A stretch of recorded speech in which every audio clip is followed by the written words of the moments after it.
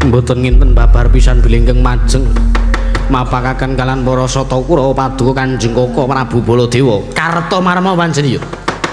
Apa mbok kira sing maju ki Setyaki? Apa mbok kira sing maju ki Udawa lan Wadyabala Ndarawati? Kula kinten mekaten. Ayo. Kurawa 100 dak bali. Kurawa 100 dak bali aja ngebiyuki, aja mebudhek banyu bening kanan negara Ndarawati. Nanging kula nampi dawuhipun Bapadana.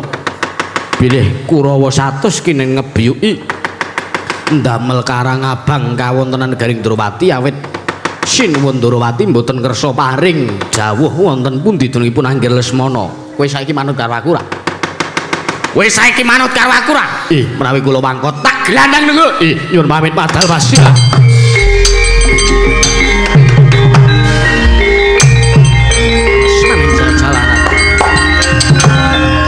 Sotama kowe arep ngopo? Sinuwun Baladewa. Ya. Ayo kowe bali kok. Kowe ora bali tungkak cangkemmu. Nyuwun pamit madal wasilan kula ajrih kae panjenengan. Halo. Rene. Wah. Lah kok mboten nginten panjenengan sing majeng nggih Kaka Prabu. Ayo. Kurawa 100 jak bali. Ora sah dadak nggo perang. Kesuwen. Ndika dawuh kesuwen. Ayo Kurawa 100 jak bali. Nyuwun pamit padal wasilan.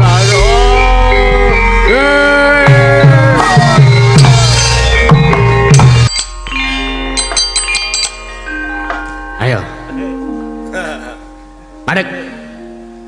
Ajikul kapusan kula. Kapusan kowe. Kula kita nek cek majeng niku Setyaki. Lah kok bayang panjenengan coba bukti kula kunjuk Kaka Prabu. Niku.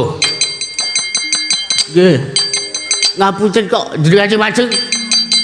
Sing gawe perkara karo Durna aku, sing ngundurke Kurawa kudu aku. Kebalikipun kowe ngerti nek Durna ki mung golek-golek to. Lah nggih, lah napa mboten? Lah wong cecah nek ndara apa niku Anggir Lesmana Pandra kula niku papan wonten Kendaya, waya Kendaya to. Kendaya apa topo lah kok dadak goleki rene. Nek ngono Durna kurang gawe. Lah kula gawean, lah kula niku aja mergo diamplopi ora makan. Wis amplopmu balekno. Amplopmu balekno karo Durna. Kebalikipun nek ora gelem balekke wenehno aku wis siap. Pun iki kula niku delmawan kalih jenengan pun. Nah iki ya. Tenan iki tenan. Niku mang delok isine. Oh iya. Matur nuwun. Nggih sami-sami. Pokoke jenengan niku kalih kula kudu klub. Lah iya. Kowe nek gelem tak kongkon, kowe tak opahi. Opahi apa? Kowe Dharma Wisata sak seneng arep ning ndi wae asik. Kula diajahi plecir. Ayo. Kowe karo Kurawa 100 bali. Nggih. Sengkuni Antemana karo Durna. Wah. Tenjane niku nek kula kepayat tak sandangi. Baladewa ki wong sing duweni dharma bekti. Ayo. Kowe nek wani Durna karo Sengkuni Antemana. Wani mawon. Mboten wani sebab apa? Dene nika pun bola-bali kelebut yang kula. Kedah kula kapokke pun. Malah jenengan dawuh ali kula donya mangkebiri ngoten mawon. Kersane boten fungsi lah ngrebuti ndange wong-wong iki. Wala wong sepit iki ana ditebut barang. Ora pancen pangarti sak isore dhewe. Lah nggih kula niku cengkeh jajan delale cengkipun. Pun Kaka Prabu kula njen pamit sing ati-ati. Nggih, pun niku pokoke wong penung jalur niku tak arepane. Ya. Watak watu. Mok susu ramata. Jajang rata. Mbang yen padha-padha Setyaki kowe ora bali kelakon ajur kumur kuandamu. Kaka Prabu, matamu melek. Sing ngene Baladewa. Setyaki. Nyun pun sembah bekti. Kula konjuk Kaka Prabu. kok lenggah teng mriki. Sowan marsane Yayi Prabu Ndrawati. Ayo. Kurawa 100 jak bali. Saniki? Iya. Perlu anggaran. Lho. Niki mau ngebes niki kedap wangsule kedah ngebes. Ndrawati karo Ngastina kuwi mung cedhak. Ayo bali. Bali. Waduh, sak welase ta, kula dongake laris. Wis laris. Kok kaya Wisnu njaluk-njaluk. Lihat, bali ora. Nggih kok Prabu, nggih. Ajan kok kerkosan iki. Sak geleme dhewe.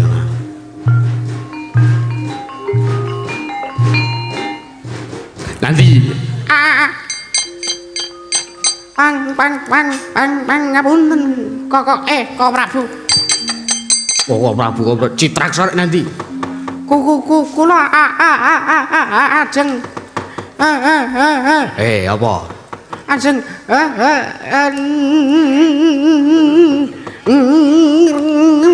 ngerampungi Karyanto. Karyanto kundule ra. Bali. Gelem bali ora? Gelem bali ora? Nggih. Kula tak wangsul teng negari Ngastina. Yo, bali. Nggih, kula tak anu ya. Oh, mitone. Niwang Agung mugi tansah ngayomi tumrap praja Ndrawati lan saisinipun Kakang Patih Udawa.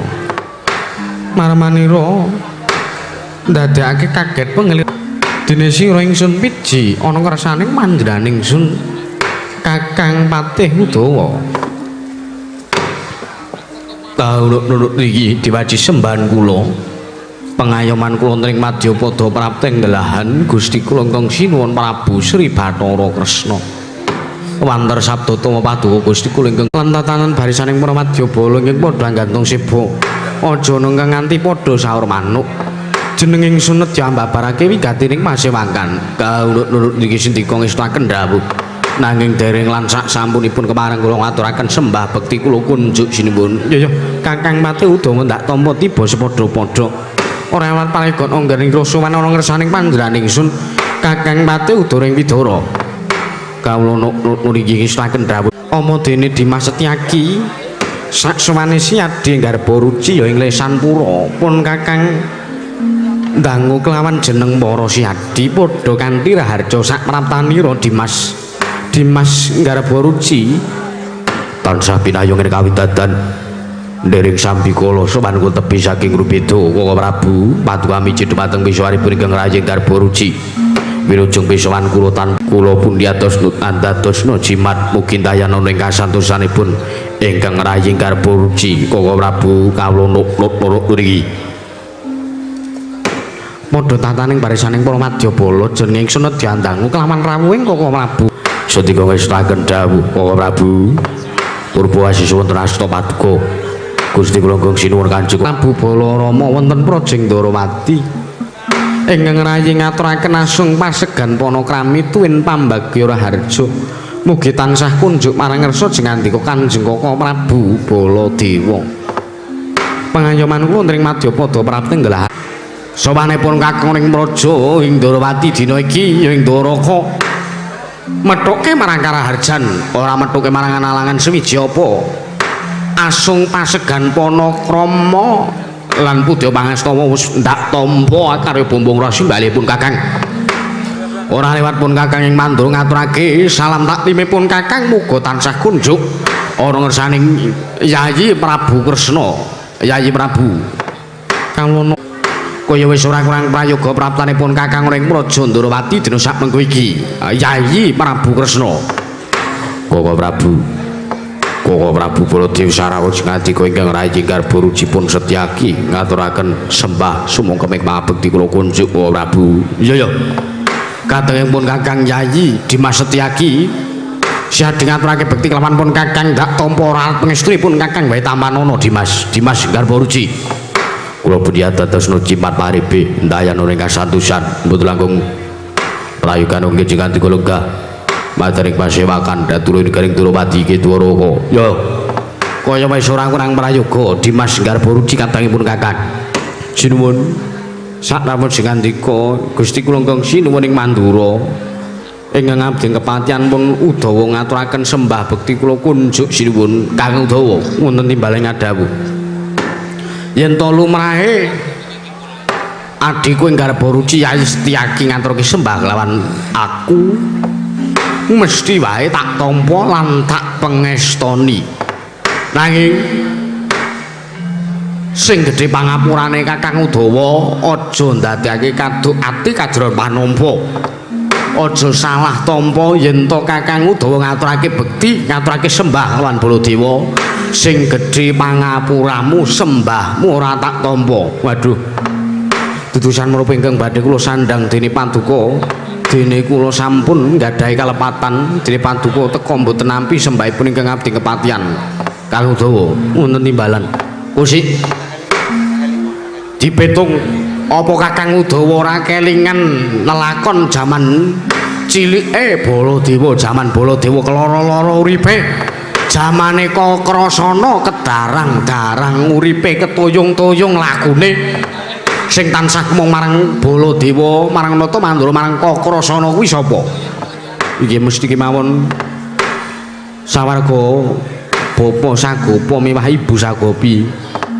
Ning apa Kakang Udawa ora kelingan sing ngemong Baladewa sing iso sabar ngadepi polah lan pokale Baladewa kuwi mung Kakang Udawa. Kakang Udawa kuwi gedhe lelabuhane tumrap Kakrasana. Mula yen to ngasi aku wani nampa sembah Kakang Udawa dosa apa lan malah apa sing bakal tak sandang ning malah dina kepara sak mengko sembahe Baladewa tampanana Kakang Udawa. Aduh kula nyuwun pangapunten napa sak mangke kula mboten badhe kuwalat wantun nampi sembah Paduka Gusti kula ingkang sinuwun ora ana walate merga pancen bab yuswa uga pancen luwih werda Kakang Udawa tinimbang Kakrasana. Mula kang saka kuwi lelabuhanmu tumrap Baladewa kuwi uga gedhe sembahku tampanana Kakang Udawa. Aduh sinuwun punten dalem sewu basa kena sudi nggone kene. Ngapunten babagan kula kecalan memanik ing ati kula lho Si Adi Ndarawati kelangan utawa koncatan memani ing ati. Inggih, kasinggihan mekaten. Lho. Apa sing oncat saka negara Ndarawati? Apa pusaka Ndarawati senjata cakra? Sanes kok Prabu. Apa Sekar Cangkok Wijaya Kusuma? Sanes. Apa kadangku garwane Si Adi katelune ana sing oncat salah sijine? Mboten bab perkawis menika.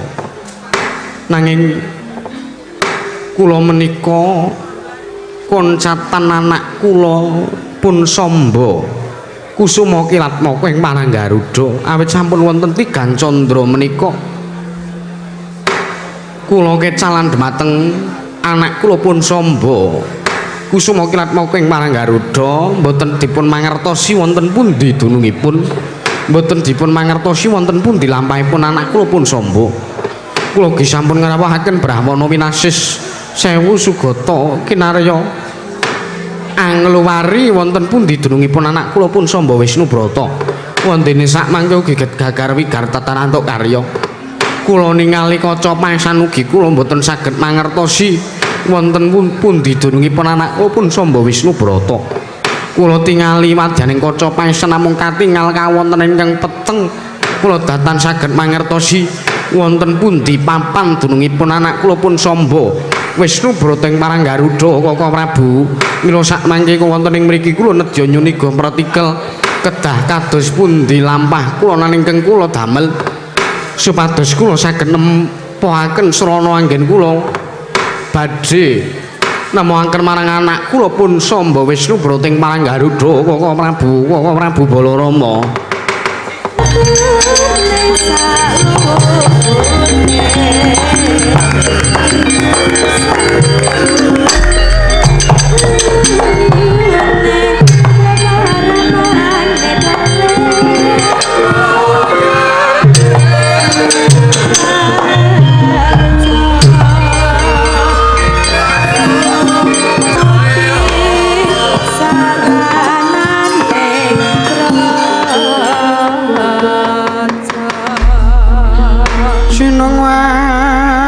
mati sinong mati cakat kinari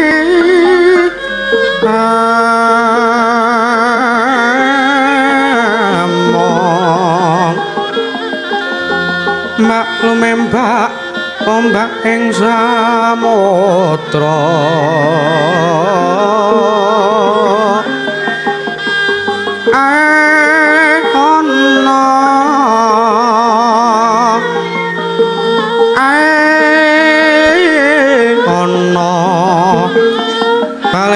Samra kanggeng awita dedenjeng-jenjengan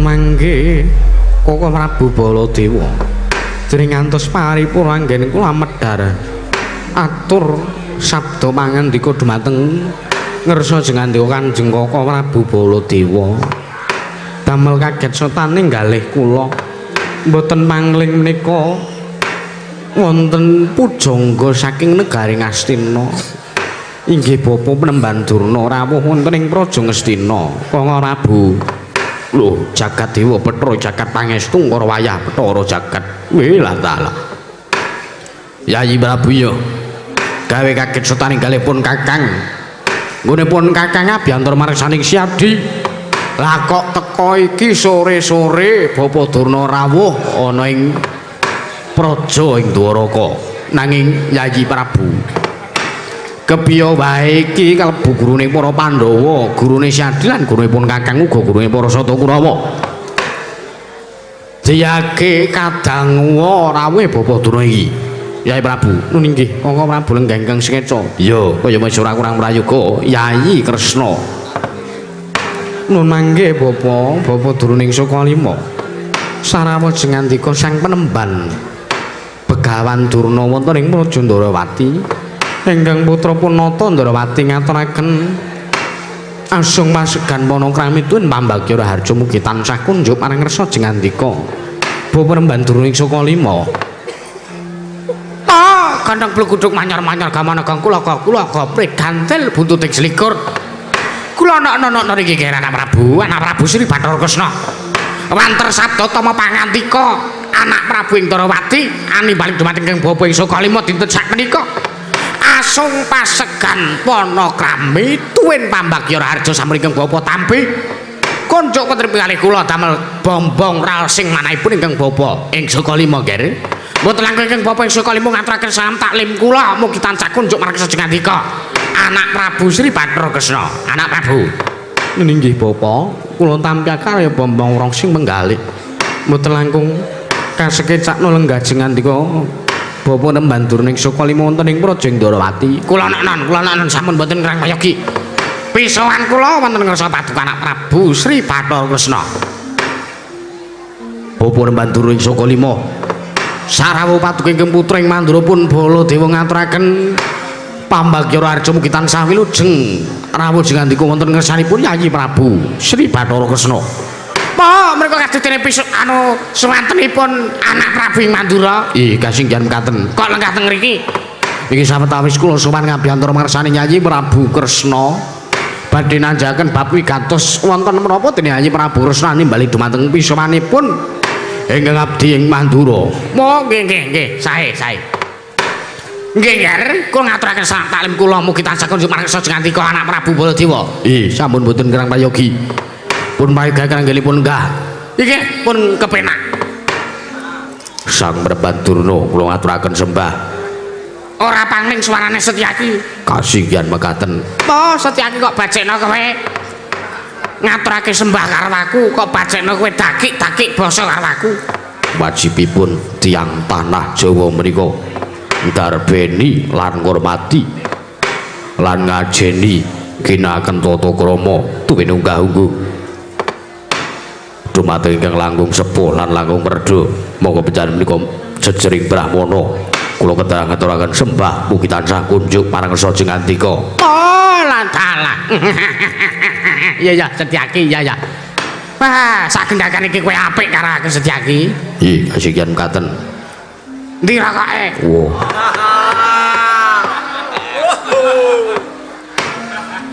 Kula mboten beto nembe sowan wonten keraton.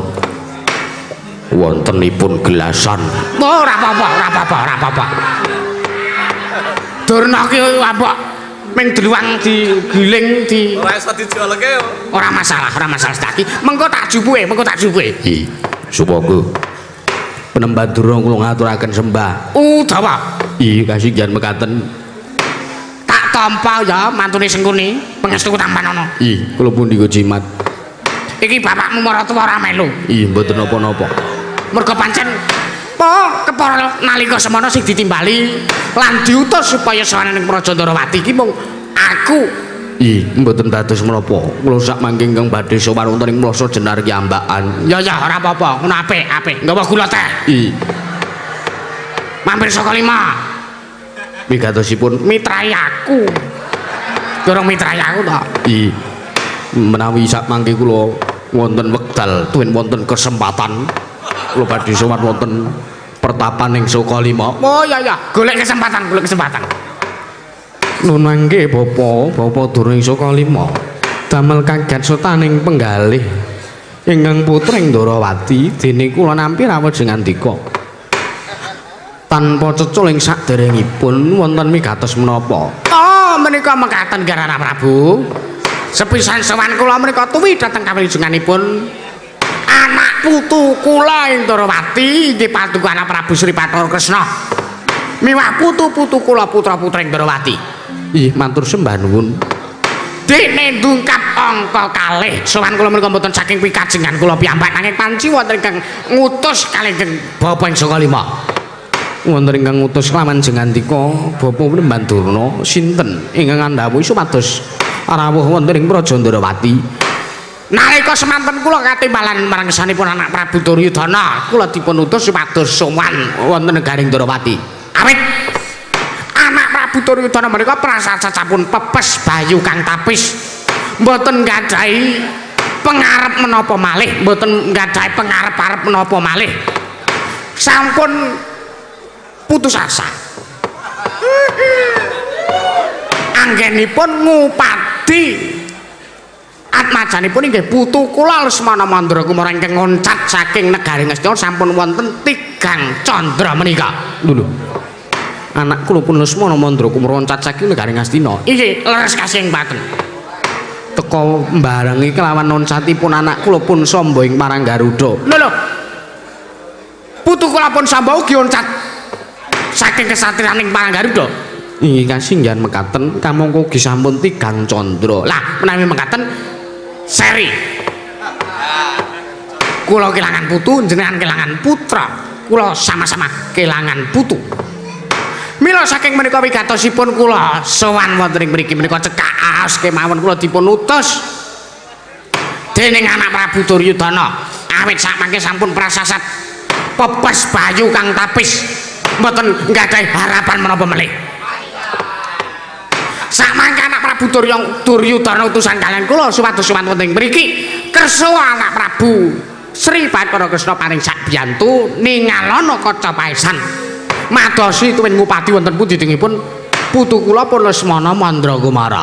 Anak Prabu Kula nuwun sewu Bapa, menapa Yayi Prabu Duryudana dereng ngrawuhaken Brawana winasis sewu sugata kinarya angluwari wonten pundi dunungipun Anggih Lesmana Mandra Kumara. sampun wungsal wangsul mbok bilih sampun wonten 100.444 anggenipun nimbali dhumateng Brahmana winasis sewu sugata kinarya angluwari wonten pundi dunungipun putu kula pun Lesmana Mandra Kumara wonten disamangke gagar wigatan atu karya mboten wonten ingkang saged mangertosi wonten pundi dunungipun putu kula pun Lesmana Mandra Kumara. Nuwun sewu. Wonten negari ing Ngastina menika wonten Brahmana. Wonten panditanipun kenging menapa mboten nanjehaken mboten nyuwun priksa kalian pandhita ingkang mapan wonten negari Ngastina. Sinten? Lho. Panjenengan kok malah mboten ngrumaosi, panjenengan kok malah mboten emut bilih panjenengan menika ingkang dados punggawa ingkang dados pujangga wonten negaring Astina. Oh, kula ta. Inggih. Menawi kula menika namung sendika derek. Menawi kula menika menawi namung napa dipun dawuhi Bapak Durna panjenengan kedah ngupadi wonten pundi tungipun Lesmana Mandragumara. Kula nedya tartentu samangke badhe semedi Malajining. Atus banyu kembang pitung rupa.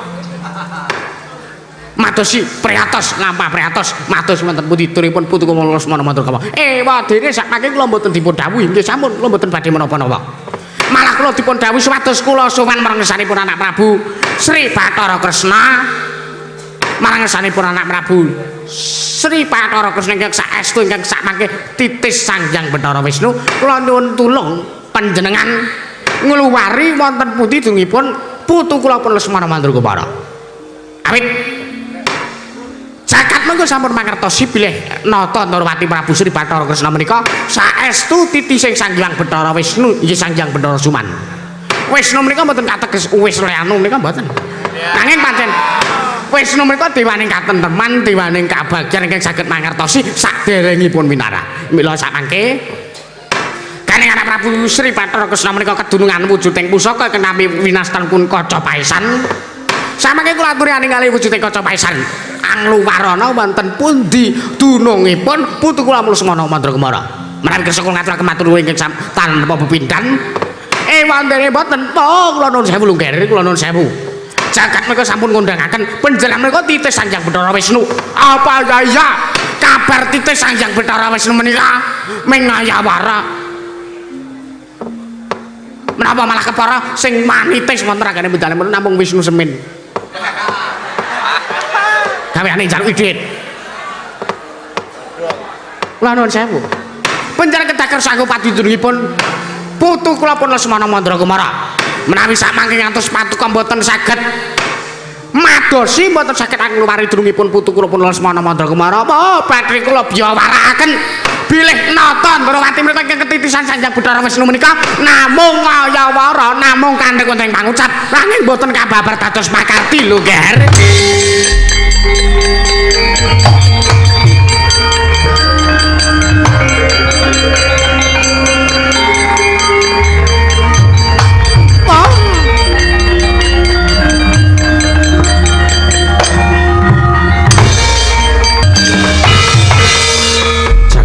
Bathara jagat pangestu Nggara Bawadara. Bawadara. Wonten timbalan karo anak Prabu. Panjenengan kula wau ngendika menapa? Waduh sampun lupa. Wong pun mau kok nggih kan baleni meneh. Mboten panjenengan kok teka ngina kan kadang kula ing Ndarawati. Panjenengan teka ngucap, panjenengan teka ngendikaken bilih anggenipun Nyai Ndarawati kedunungan titis Wisnu. Teka badhe dipun biyawarakaken menawi titis Wisnu menika namung ngayawara awit mboten saged angluwari wonten pundi dunungipun Angger Lesmana Mandragumara. Kula nuwun sewu. Apa Ngastina ki wis kurangan akal? Apa wong-wong Ngastina kuwi ora nduweni nalar budi pekerti sing apik? Kula nuwun sewu, kula nuwun pirsa kaliyan kok. Jarene Begawan Duna ki pendhita sing kondang monyor-monyor, kondang wasis waskita ing Ngesti. Lah kok ming perkara Angger Lesmana Mandragumara oncat saking negari Ngastina. Lah kok teko paduka malah boten temandang namung anguk-anguk. Namung nyawang kemawon malah sak mangke sowan marang sanipun Kyai Prabu Ndarawati. Panjenengan menika sagete napa? Kula ampun matur. Kula rampun matur wau, nek kula didhawuhi nggih kula goleki gandeng Jer Basuki mawa bea. Kula nggih mboten didhawuhi nggih mboten temandang. Tur kula mboten dipun paringi tip oleh anak Prabu Durita. Mila kula mboten wantun temandang, kula mboten wantun madosi wonten pundi dunungipun putu kula pun Lesmana Mandragumara. Kedahipun panjenengan menika pangerten ana putune lunga kok ora digoleki. Jarene tresna karo putune, jarene tresna labuh karo putune lah kok putune lunga ora digoleki malah sowan ning negara Ndarawati. Apa anggapane wong Ndarawati ngerti dununge Lesmana Mandragumara ngono piye? Jagat saged mengko sampun kondhangaken bilih anak Prabu Sri Bathara Kresna menika titih Sanjang Bathara Wisnu. Titih Sanjang Bathara Wisnu nanging anak Prabu Ndarawati anak Prabu Kresna menika nedeng Sungkawa penggalipun. Nedeng boten saged menggalih babagan wonten pundi duripun Angger Lesmana Mandrakumara. Aja kok Lesmana ngupadi samba kemawon Yayi Prabu Kresna menika mboten saged. Lah menawi ngaten ngayawara kabaring donya bila anak Prabu Kresna menika titi sing Wisnu menika namung ngayawara. Samangke ngeten mawon. Paduka kula atur kondur, sampean manglunga, sampean mangkundur teng Ngastina mangaturke marang anak Prabu Duryudana. Bilih Yayi Prabu Kresna ya anak Prabu Ndarawati mboten saged ngaturaken wonten pundi diripun Lesmana Mandrakumara. Mboten saged, mboten saged. Kula dereng pati-pati wangsul, dereng pati-pati kondur ten Gareng Kresna menawi dereng nganti putu kula pun Lesmana Mandrakumara. Penjalan mangkot. Setyaki. Kok tak weni rokok Setyaki? Nggih. Aja ngantemi aku. Mboten. Aja percaya karo kuwi. Mboten.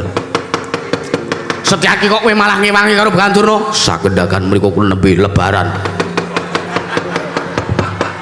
Nembe halal bihalal. Nembe wonten ing keraton. Menawi samangke sampun wonten Jawi, entar tentu kula ngewangi lawan sing ngandika. Pancen pedhus. Temandang dhewe ya, temandang dhewe. Mboten saged kula kedah beta wangsul, beta kondur putu kula pun Lesmana Mandrakumara. Panjenengan mangkot. Panjenengan mangkot mboten kersa kondur mboten. Samangke kula ingkang kersa ngunduraken dhumateng paduka. Badhe ngandhep cara menapa kula mboten badhe wedi. Mboten minggat kula gandeng negala. Kula tasi wonten jaba lho, Nger. Anus maning jajalan sitaning bawana wong tuwa ora ngerti tatanan.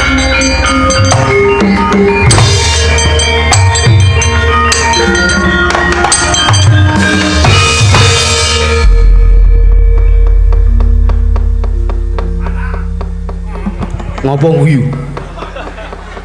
Kula nuwun sewu. Panjenengan menika tiyang sepuh. Panjenengan menika Nalendra. Lah kok manut wae karo ngendikane Bapak Durna, menika kala wau nak namung pawadan. Begawan Durna menika senenge ming sok golek-golek. Janjane piyambakipun mangertosi wonten pundi dunungipun Lesmana.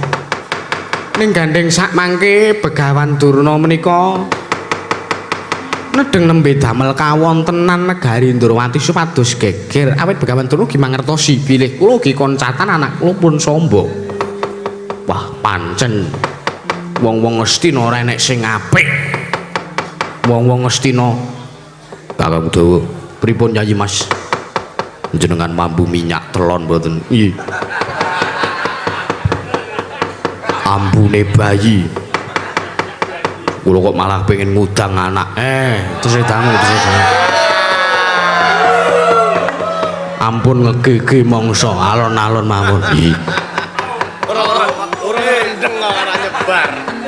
Sapa sing kula motani? Kula Raden ora dalah. Jebul kae jenenge sapa? Nika pun nami Parjiwati. Wilenang apa wedok? Setri. Aku jenenge Parjiwati. Mbok bilih nang dok. Setyaki wonten balan. Yen kowe mengko didhawuhi dening Koko Prabu Baladewa supaya ngundurke Kurawa, mergo iki mengko mesti Kurawa rantak-rantak wadyabalane budal ning negara Ndrawati. Nggih, keparengipun. Kowe mengko yen didhawuhi dening Koko Prabu Baladewa aja gelem lho. Udawa ya ngono. Kula mboten saged perang kok. Kula mboten ate perang. Kula perange nek teng omah. Ngono ya Setyaki. Wis toaken dawuh, kula mboten badhe nampi dawuhipun Koko Prabu Baladewa. Lho iki kok aku malah diboikot iki kepiye? Aku kok malah ora enek sing entuk ngewangi karo Baladewa. Koko Prabu panjenengan menika kula nuwun sewu. Jagung bakarane tanggung perkarane. Yo. Aku manut karo karepmu, sing penting niatku iki mau becik. Kepengin nentremake kanan Ndrawati. Inggih, kula mangertos niat paduka sae, nanging caranipun ingkang kirang sae lan boten trep. Ning gandeng wis kebacut ya wis ora apa-apa. Aku ora diwangi karo aku ora karo Udawa ora masalah. Ora dadi ngopo. Sing aku iso ngundurke para Satu Kurawa Yayi Prabu Kresna.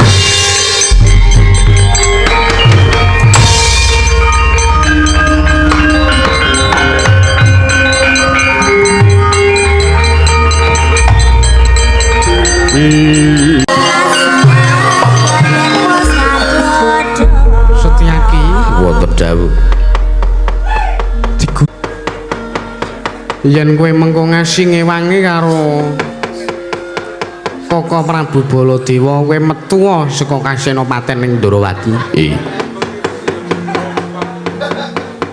Kowe nek arep sambatan ya kono ning kowe metu saka Pujangga utawa Nayaka Punggawa Ndarawati. Keparengipun.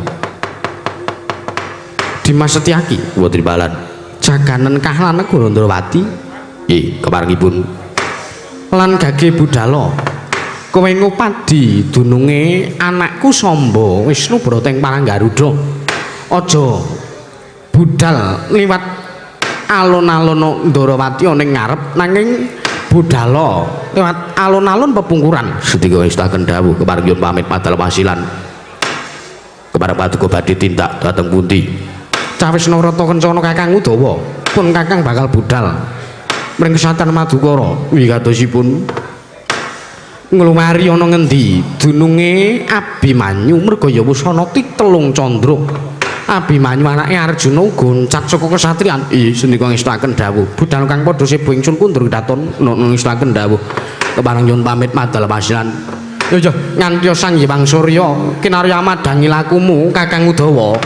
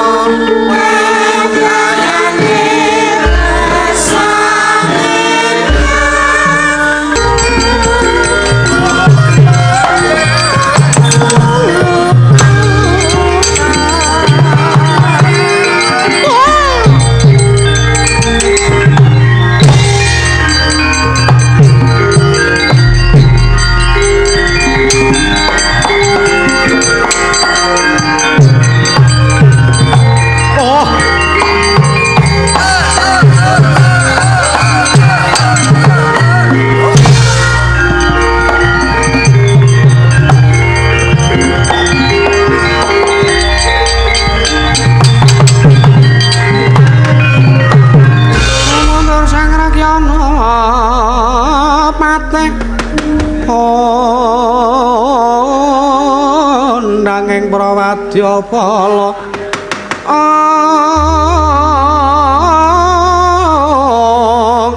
konsor tambur meang suling pepandhe pun kaget kula mrepeki kalih panjenengan dinten menika dipun ketapaken kemawon Kurawa 100 ngebyuki kanan negara Ndrawati.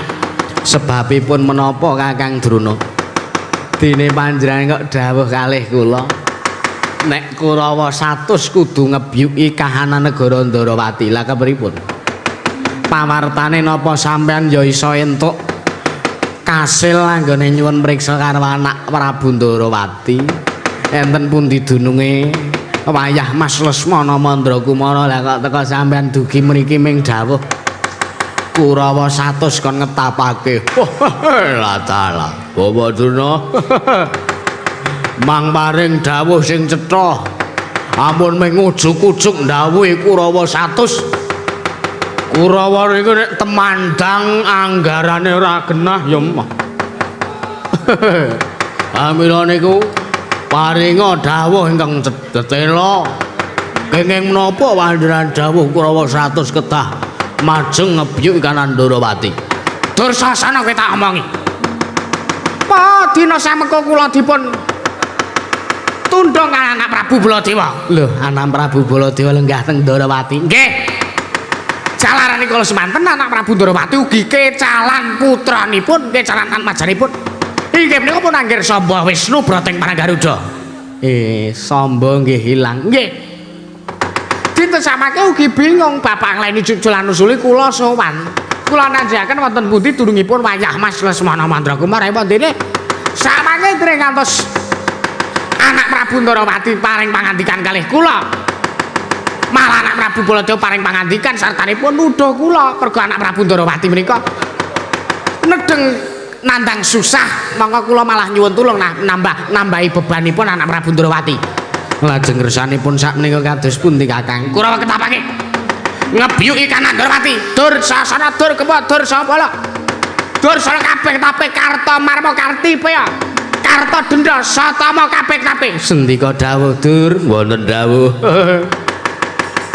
Adi-adimu ketape nggih sendika dawuh. Nyuwun pamit wadal Mas. Jatah rokok ampun Mas. Iya.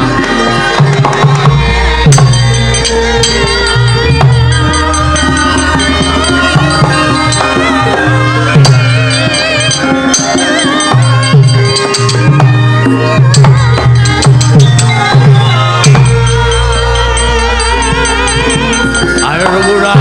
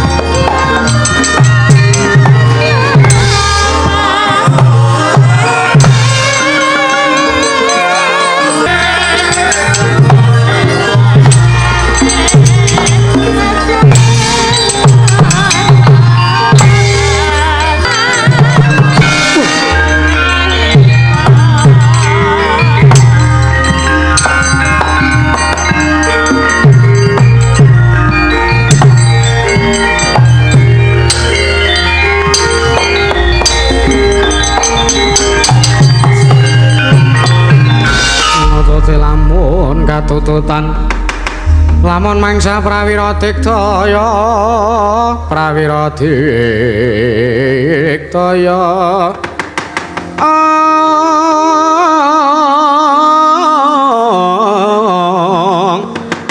prananggana magawe kelari rawang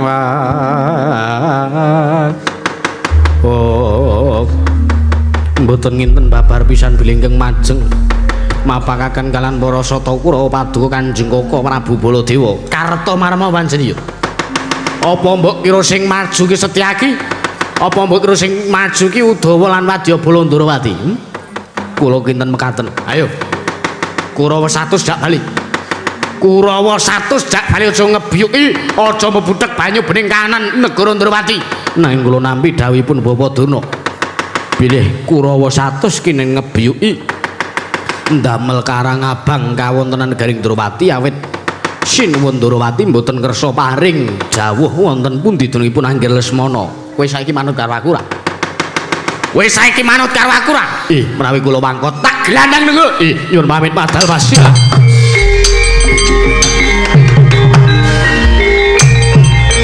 Seneng jalan.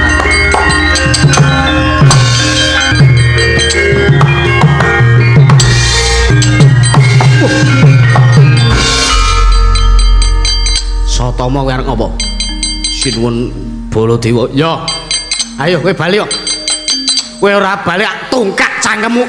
Nyuwun pamit madal wasilan kula ajrih kae panjenengan.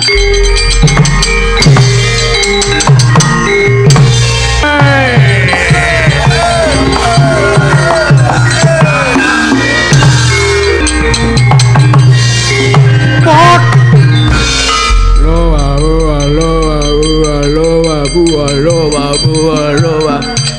Rene. Wah. Lah kok mboten nginten panjenengan sing majeng nggih Koko Prabu. Ayo. Kurawa 100 jak bali. Ora sah dadak nggo perang. Kesuwen. Ndika dawuh kesuwen. Ayo Kurawa 100 jak bali. Nyuwun pamit madal wasilan.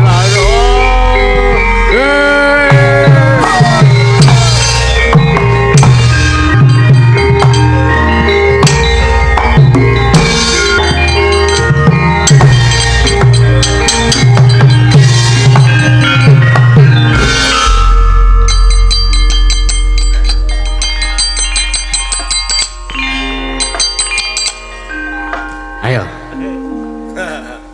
Padek. Ajikul kapusan kula. Kapusan kowe. Kula kita nek cek majeng niku Setyaki. Lah kok malah panjenengan coba bukti kula kunjuk kok Prabu. Niku. Nggih. Ngapunten kok jenengan sing majeng. Sing gawe perkara karo Durna aku, sing ngundurke Kurawa kudu aku. Kebalipun kowe ngerti nek Durna ki mung golek-golek to. Lah nggih, lah napa mboten? Lah wong pocetha nek ndara apa niku Anggir Lesmana Pandrawala niku papan wonten Kendaya, waya Kendaya ya. Kendaya apa topo lah kok dadak golek ini.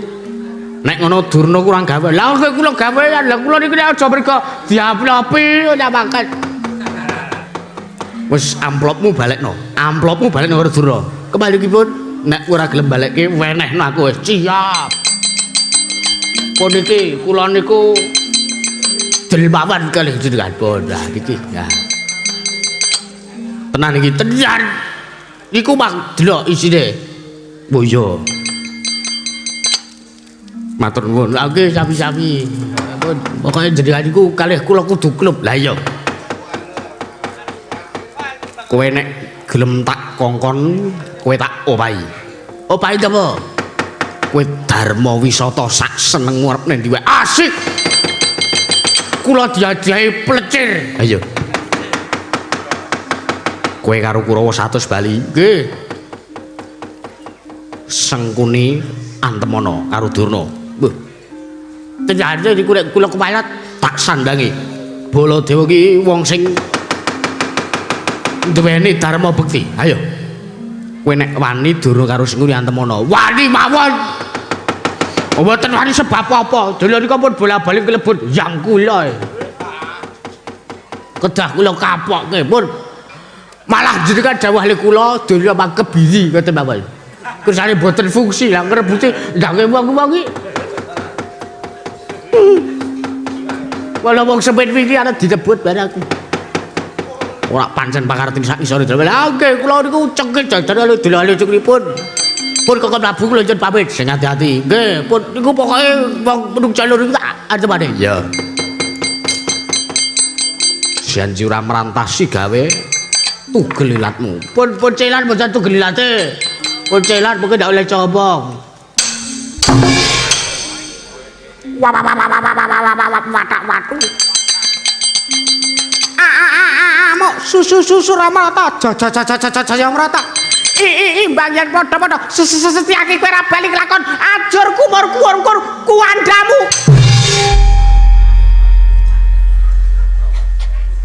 Kakak Prabu, matamu melek. Sing ngene Baladewa. Setyaki. Nyun pun sembah bekti. Kula konjuk Kakak Prabu. Kok lenggah teng mriki. Sowan marsane Yayi Prabu Ndrawati. Ayo. Kurawa 100 jak bali. Saniki? Iya. Perlu anggaran. Lho. Niki mau ngebes niki kedah wangsuling kedah ngebes. Ndrawati karo Ngastina kuwi mung cedhak. Ayo bali. Waduh, sak welase ta, kula dongake laris. Wis laris. Kok kaya Wisnu njaluk-njaluk. Lihat, bali ora? Nggih kok Prabu, nggih. Ajan kok perkosa tapi.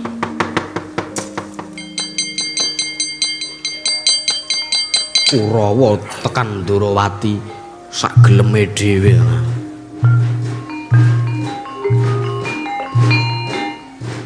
Nanti. Pang ngapunten. Kok Prabu. Kok Prabu Citraksa nanti.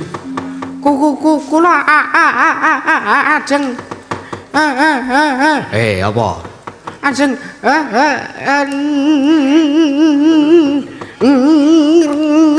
ngerampungi Karyanto. Karyanto kundulera. Bali. Gelem bali ora? Gelem bali ora? Nggih. Kula tak wangsul. Teng negari Ngastina. Yo, bali. Nggih, kula tak anu ya. Oh, midone.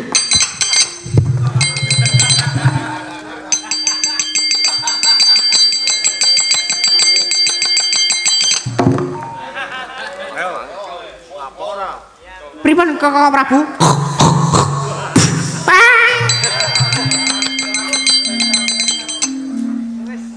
Pangan kuwi. Weh, pangan. Nggih. Kurawa kok trajangane duitan kabeh. Ayo sapa sing maju? Wis tak gawe ngene wae rasa nduk kuprab.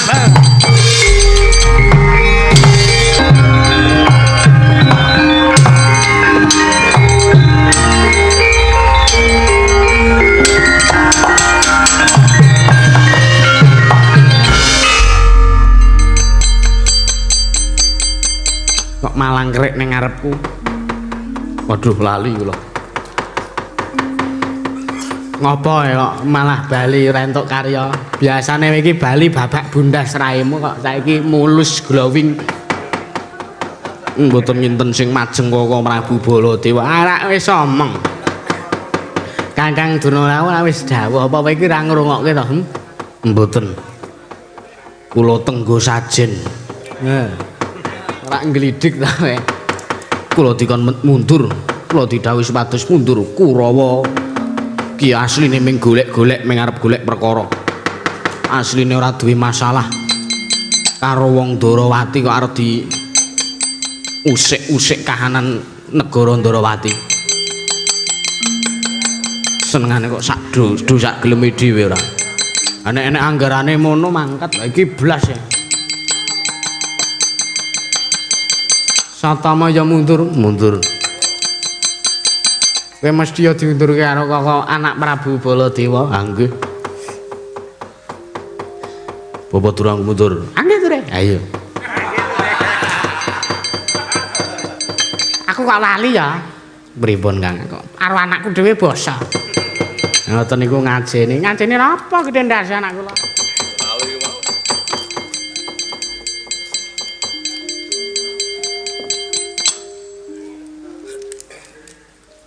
Lendi.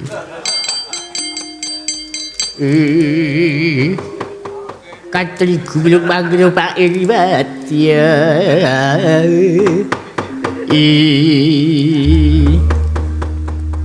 Oh. Suluk ora ner ya arek odo-odo barang. Durma gati mudun. Sebagian lah. Apa? Plidik-plidik donya. Ora ngejeni ora ngejeni sebab apa? Kula wis kon mundur. Kula mriki wau niku jajane pun Gresula. Lah, donya ki ora ana urusan apa-apa karo wong Danawati kok. Lah, wong wis ngerti, wong wis dipamiti. Agar Lesmana Mandraku maraki pamit jarene arep tapa ning Wana Krendayana. Wong sing ndhawuhi ya sampean to, Dur. Ora besar aku, ora basa ya kalepku. Nganti aku mau keblacuk. Mergo sampe lek kancel-kanceli klelu. Hus, ngancer-anceri, kancel-kanceli kula ora iso muni R. Aku iso ketlucut. Pun sampean kalih kula wau nggo wangsul mawon. Nggo wangsul mawon oleh saking Tegolo Ndorowati, mengke mudak digelandang Tegolo lampu kabeh ora mlebu swarga mergo lati pahala. Nek kula mono kula niku cah alim. Pak cerawung kula mawon sing kleru, kula cerawung cengkudi, cerawung dolon iki cangkem-cangkem elek. Kok kowe malah ngelek-elek aku. Lah sampean iku elek, kula ya elek sampean luwih elek. Kowe iku arep kula wae, arep balitane dianggep wong elek ning hati kula niki bersih, Mas. Hati kula bersih, kula ora tau ndewok wong wedok. Mergane saben arep diyang wis dilebut karo delok niku, pancen. Delok niku pendidikan teluk biangane kok. Pun sampean wangsul. Ora bali. Isih akeh kula sono. Ora wangsul sampean tak kepuk isih wis.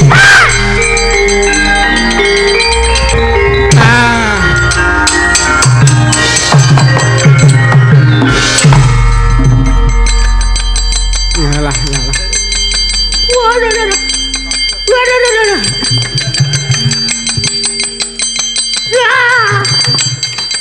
Golek sing aman. Durma gati kok kaya ngono. Niki awake dhewe pun aman teng mriki nggih. Sakmriku tak tipate. Lah pripun? Niki lho sesak niki lho. Mbok capi diweki napa ngoten? Wis. Mpun entene ngoten niki kok. Pun sampean resiki dereng. Nggih, anu pun. Adik kaya ngene ambune. Sampean iki aneh-aneh wis nyimpang marga wae. Nyimpang marga kemawon golek dalan sae. Pong, jan kula iku senane sok golek perkara.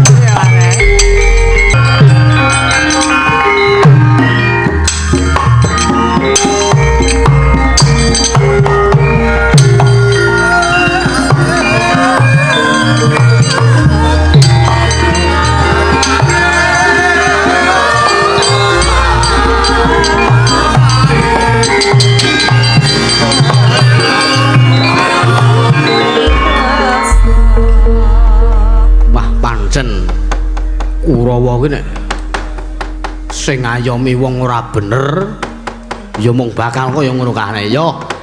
Yayi Ndorowati aku mung nderek mamuji. Muga-muga anakku Samba Wisnu Brata ing Paranggaruda enggal-enggalo bisa ketemu bali ning kesatrian.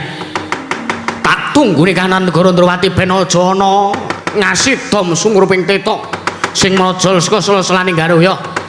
Tak enteni ora pati-pati aku bali ning Mandura yen to urung methukake lawan anggir Samba Wisnu Brata ing Paranggaruda.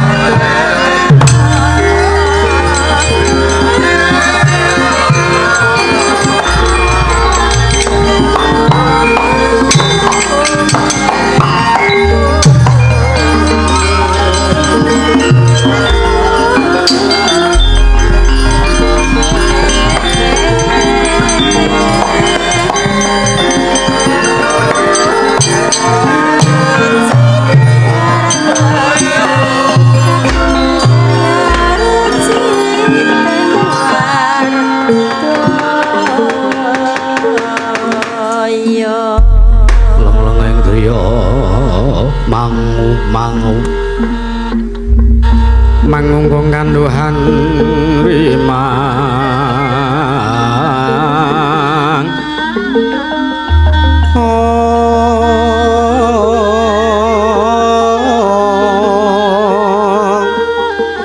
lelena tanpa kanin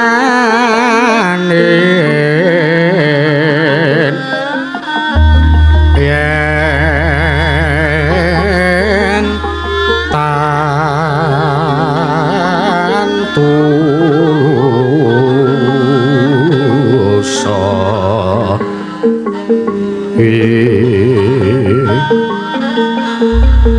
amengku sang Dyah Utama Nalendra Muda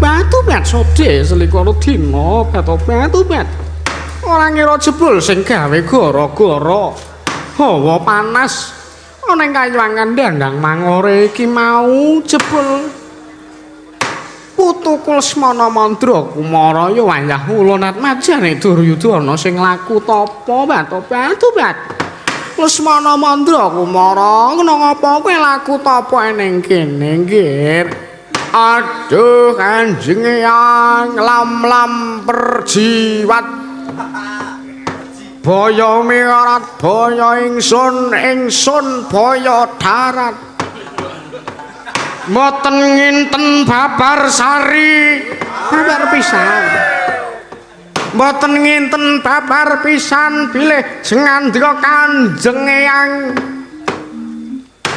ing Dandang Mangore dandang gula Dandang Mangore Eyang sinten jenengan niku batu-bat ora ngerti karo jeneng apa lali kula lalos lali ya lali ora usah dibasake lalos nggih Betari Durga aduh Kanjeng Eyang Betari Durga punten dalem sewu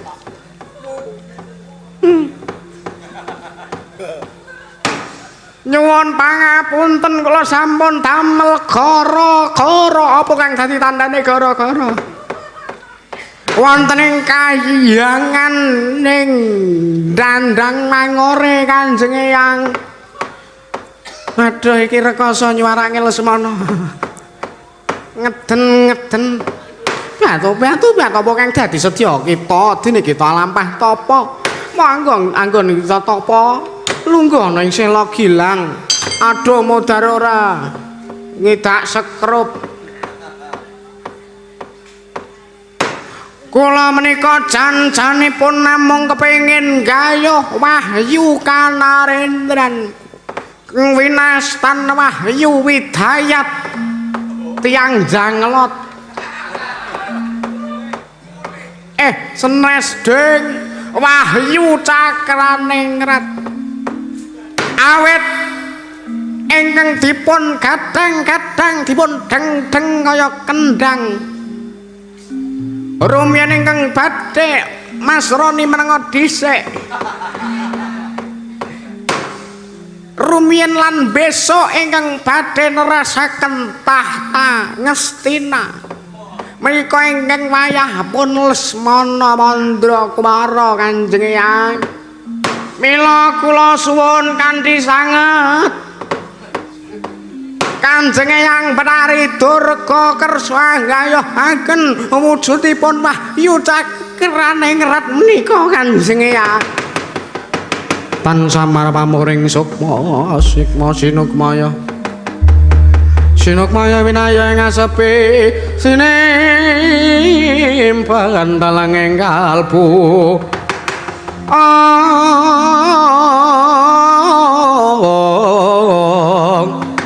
pambukaning warana talen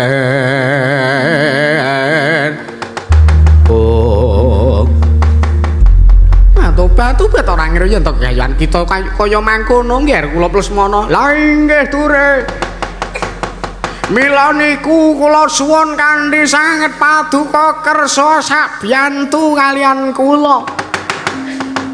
Bantu-bantu Lesmana wonten timbalan. Pone yang sago nggayuhake wujuding Wahyu Cakraning Ngrat nanging wanti-wanti. Nanging yang jaluk nyuwun apa es krim monggo kula tumbaske. Dudu kok wujuding manganan utawa apa-apa. Nanging pone yang jaluk yen to kita kepengin pone yang gayuhake wujuding Wahyu Cakraning Ngrat. Besok lamun to kita tekaning mati, kita ora mlebu ning alam kasuwargan, sukma kita ora mlebu ning swarga lho kok. Nanging sukma kita bakal dadi balaning prajineman. Lan ragamu ya kuwandamu bakal dadi panganing bangsaning Baju Barat. Kepiye nggih kira-kira sago apa ora? Waduh. Kula mboten masuk surga dong. Ora. Wah. Kula dados balaning hantu-hantu. Raga kula dimaem kalih bangsane Baju Barat. Iya pancen kaya mangkono. Waduh, ngrekoso niki. Mula mangka kula kepengin berenang kalih widodari. Yen to kita kepengin widodari ana ing Kahyangan Dandang Mangore ana, yakin enten iya. Wah. Ayu mboten ayu. Ah, meyakinkan. Kirang meyakinkan. Sing baku kita sagu apa ora yen to kita kepengin dadi Nalendra. Sing nerusake nglawan turas sing bapakmu ya kuwi Duryudana, kita kudu saguh. Minangkane mung dadi panjaluke Kanjeng Pone yang iki. Nggih pun, mboten napa-napa.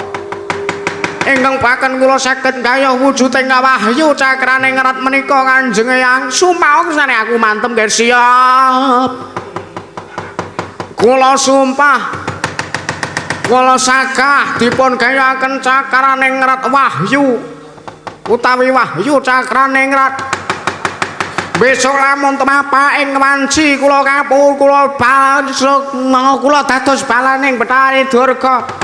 Lan raga kula dados panganing Baju Barat.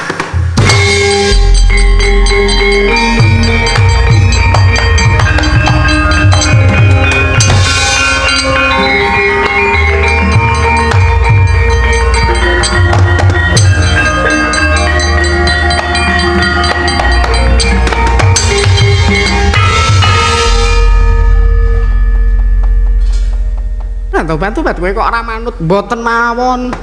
Wiyaga wangkot. Nika wau napa kentenku mlebat kula merasakan energi sing medal saking saliring usada mboten mangertosaken paraning bilahi. Napa nika wujuding Wahyu Cakraning Ngrat? Ora segampang kuwi nggih. Kae mawujuding ujug utawa sumpah kita utawa punagi kita misula muta kita tumekeng pati sukma kita bakal dadi balaning Betari Durga lan raga kita bakal dadi panganing bangsaning Baju Barat.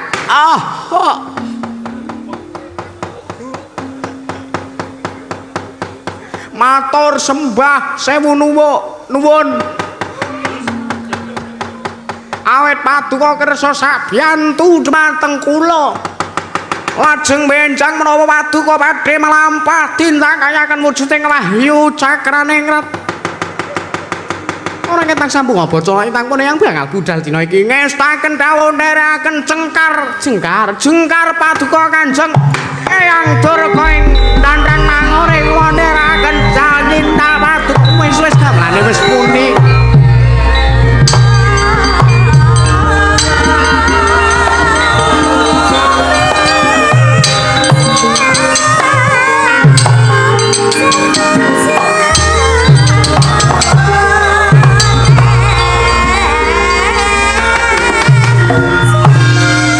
Mekaten kala wau sambutan saking Iwang Pikulun Betari Durga. Mugi-mugi sageta ndados nambah iman lan takwa kita sedaya.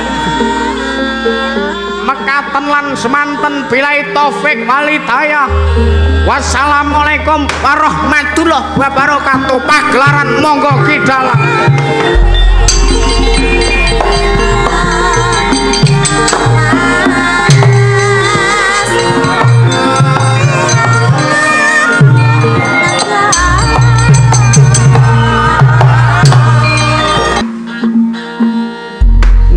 Pasang Kalimantabe tinebehna ing Ngeladuni dumawah ing tawang-tawang linepat ing tolak manu pukulun paduka Kanjeng Iwang Adi Pikulun Bathara Guru animbali dhumateng pisawanipun ingkang abdi pun cakraning ngrap kepareng kula ngaturaken sembah pangabekti kula kunjuk pukulun ya cakraning ngerat ulun tampa mbaya lewat pangestu ulun kebat kita tampani kula pundian dadosna jimat paripe ndayanana mring kasantosan lair lan batos kula pukulun cakraning ngerat padha raja saprata kita ger kula tansah pinayungan kawidatan ing sambikala pikulun Iwang Kaneka putra ya kula ngaturaken sembah pangabekti kula kunjuk pukulun ya ulun tampa pangestu tampa.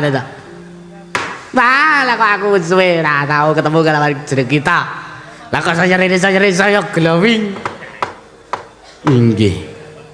Awit sadanguning prei mboten wonten kegiatan menapa-menapa.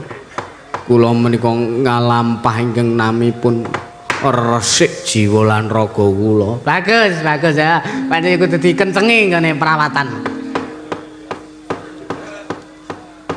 Pancen kudu kaya ngono kene. Kula pancen kudu kaya ngono. Kakang Nradampun guneman ingkang kados ngaten. Mboten namung celok mawon. Karena kula niku biasa nek cakrane klat guyon-guyon ngaten niku biasa. Ngaten iki lho. Nek kanca-kanca cakrane klat Rembang mriku nggih ngaten iki guyone. Mekaten ngai. Cakrane klat wonten timbalan pukulun. Aja kadok ati kanjeron penampa jeneng ulun nimbali kelawan jeneng kita iki. Sayekti ulun bakal paring bebungah lawan jeneng kita kabar sing becik lan pawarta sing apik babakan anggon kita sing ora suwe meneh bakal antuk kasuwargan kita. Aduh matur sembah nuk sewu nuwun kang tanpa pepindhan pukulun lajeng sak mangke sarana menapa ingkang kedah kula lampahi awit kula badhe manjing ing kasuwargan cakrane ngerat wonten timbalan Musti Tiwanci jeneng kita ngupadi panitisan ning Madyapada. Kita kudu goleki satriya kang jiwa ragane bisa kita mong golek ana satriya dununge satriya sing adoh saka watak dahwen panas ten metakil mati open lan sak piturute sing duweni watak adigung adiguna sing kirana ya cakrane ngrat kang mangkono jeneng kita bakal antuk kasuwargan kita sejati nggih kulup cakraning rat Kadyatri sangka pirangu rinanggul kinempit kembit dosang retnaning bawana ya tukang walang adi ya tukang kutu garing oh matur sembah sewu nuwun ingkang tanpa pepindhan pukulun kaparang sak mangke kula badhe bidal dinten menapa ora ketang sambung obong cara intang mangata dina iki cakrane ngrat nganglango jagat ngupadi panitisan kita nun ngestaken dawuh kepangku nyuwun pamit madal wasilan sing ati-ati aja kaya bocah cilik pikulun Bang Pikulun Kaneka putra kula nyuwun pamit cakrane ngrat sing ati-ati ya kene aja sembarangan milih panitisan inggih engko gentho mbok titisi Pak apa jenenge Pak mong ragane monggo tukang ngedram Pak mong ragane aja meneh kok tukang drum penjahit Pak aja ngasih Pak cerai inggih ngestaken ndang sinden wae nek iso sinden wae inggih sendika dawuh kepareng kula nyuwun pamit madal wasilan sing ati-ati cakrane kok Jawa ya bocah cilik cakrane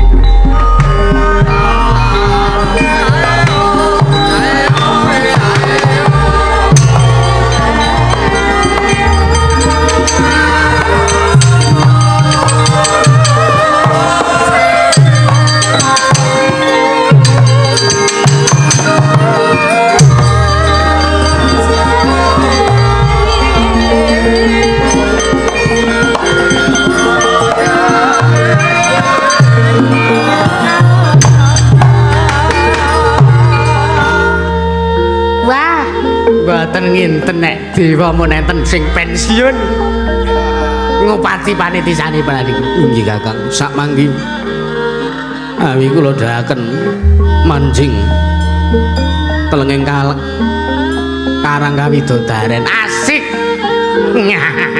Mangga kula daaken ati guru. Karang Kawidodaren.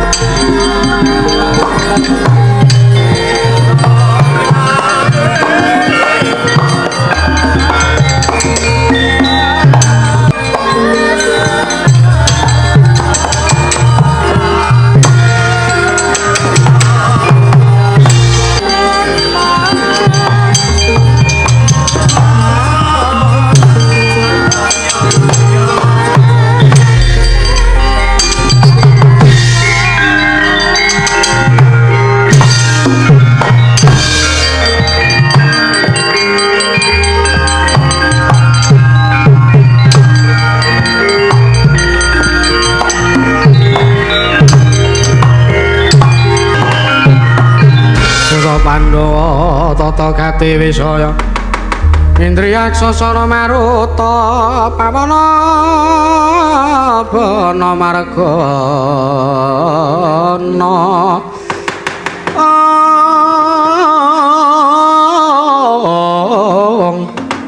samirana lan parayang misikan magulingan 5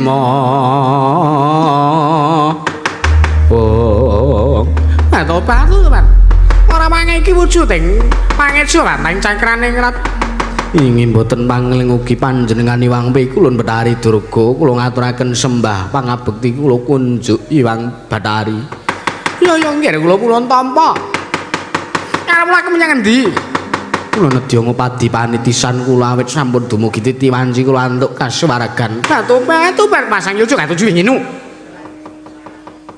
cakrane rat kowe manut kowe tak jaluk manci ngono ing ragane putu kula Semana Mandra kumana. Dina samengko dheweke banget anggone kepengin nggayuh kowe cakrane rat. Kagatri sanggapira nguri nanggul kinempet kempet. Dosang retnaning bawana. Oh, nyuwun pangapunten Pukul. Ngapa kowe njaluk pangapura? Kowe ngapa ado dikempet-kempet barang kowe njaluk tak kempet apa kepiye? Adem-adem kaya ngene cocok lho cakarane ora. Mboten. Kula mung badhe matur menawi kanugrahan utawi wahyu menika mboten saged dipun suwun serana peksa. Karena ndurusi hawa nepsu kepengin gayuh wujuding wahyu tumuni sak mangke lampah prihatos. Nanging panjenengan menika mboten panjenengan meksa kalian kula bantu-bantu sing baku gelem apa ora mengko tak opahi lho cakrane lan mboten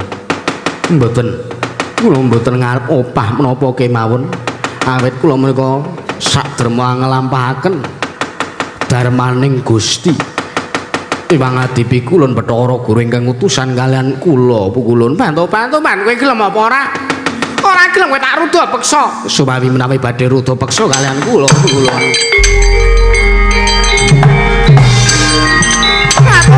ayo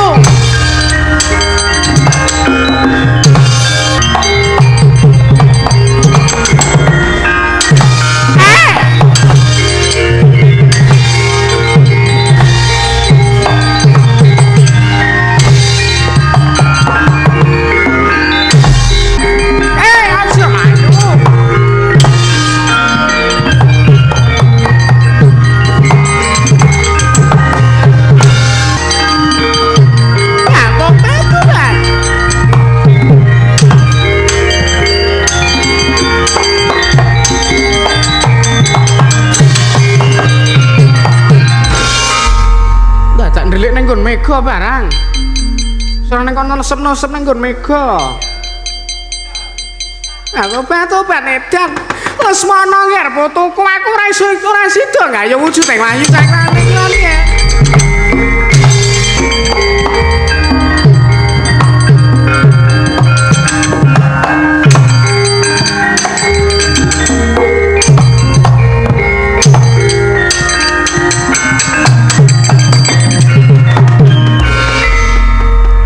Kanjeng Eyang kok tergesa-gesa si Wahyu pundi. Batu-batuban nek kowe golek wujuding cakrane ngrat batu-batuban. Sing gedhe pangapuramu ya kula pun yang ora iso ngayuhake. Rikala semana aku wis ketemu karo pangejo anteng cakrane ngrat nanging tak suwun supaya manjing ragamu. Dheweke ora gelem nggih. Aduh kula uyake mangawat-awati kula saka kadohan Kanjeng ya.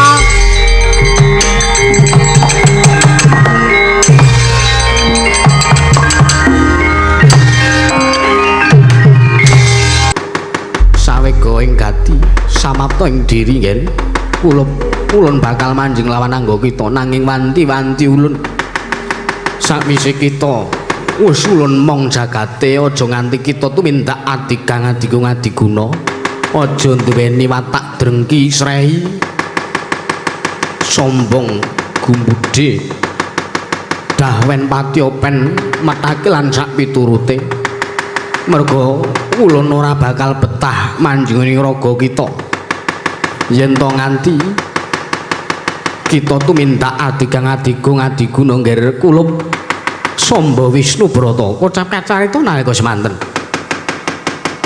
pangeja wantahing cakraning wat nalika semana nedya manjing wonten raganing Sang Samba Wisnu Brata kocap ing mangke wis kepara manjing dadi kaget Sang Samba Wisnu Brata sumbar sesongaran awit sampun nampi wujuding kanugrahan wahyu cakraning radadya oncat saking raganing Sang Samba Wisnu Brata wahyu cakraning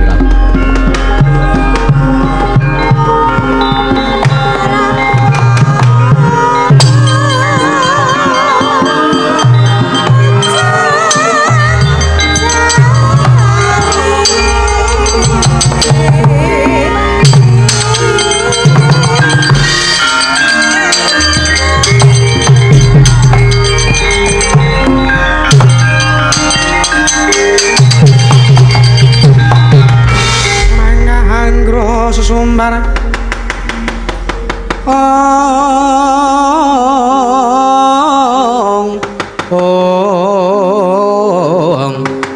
ramane tole mawalindo bumi konjek kumalodo kundara gatok wah edan Posek jroning aku alaku topo lah kok teko ana swara wong kang nyetel wayang lah kok ana sing mejang dagik-dagik karo aku bareng aku rada mbukak paningalku kriyip-kriyip lah kok ana wujude pawongan bagus apa kuwi ngono pangeja wantahing cakraning rat kaya banjur ana hawa adem kang sumusup ning ragane Samba wah iki wujude wahyu cakraning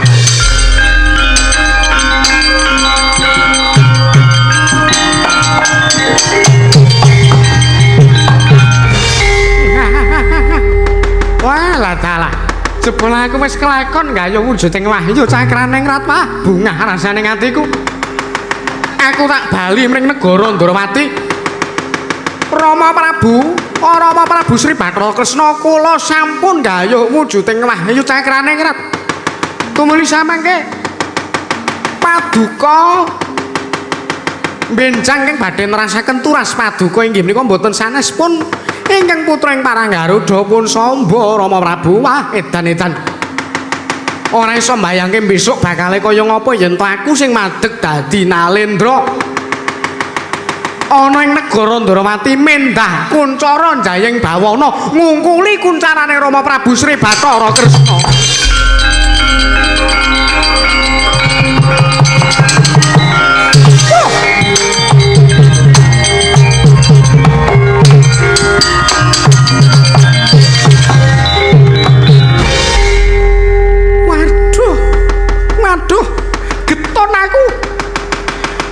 tanggo sesongaran aku geton sesongaran edan wahyu cakrane aja mlayu kita gayuh kowe